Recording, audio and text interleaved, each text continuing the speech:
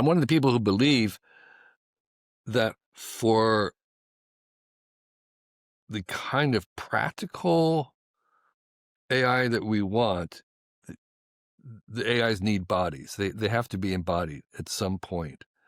It may be that we can take a mind that's been evolved or designed for a robot body and then move it out of the body. So that's possible. But I think embodiment is necessary for the kind of AI that we want, the AIs that we want.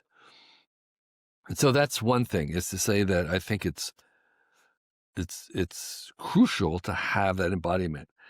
And secondly, the reason why we don't have that embodiment right now, and which we don't, is because we have only one kind of cognition, one kind of AI, which is a very knowledge-based AI.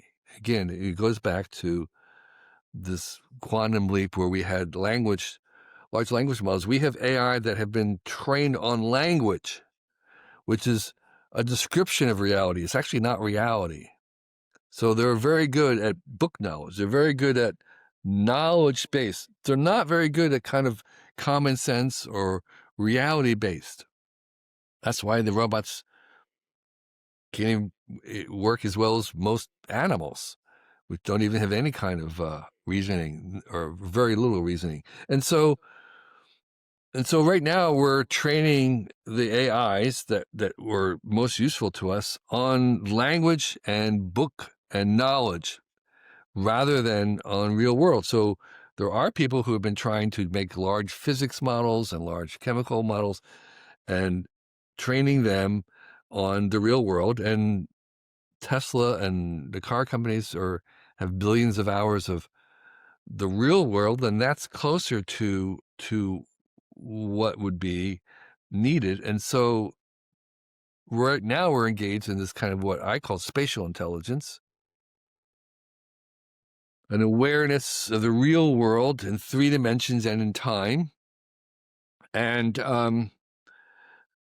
that is what's going to be necessary to make robots navigate and be useful in the real world that is not constrained by models, because you don't have any idea. There are all these edge cases. The whole world's just edge cases.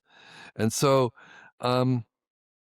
there's a huge retraining kind of needed for AI, and we're not anywhere close to having that kind of intelligence, that variety or that compounded version of intelligence. And we only have this very book text knowledge base intelligence, where they can answer any question about anything that was written down. And so there is a lot of work to do still. And I think we will come to measure some of the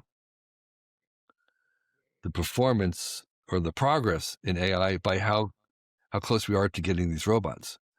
Because right now, the text-based AI, they know everything. They've already memorized everything. They're very good at kind of digesting what we know. So that's not really going to improve very much.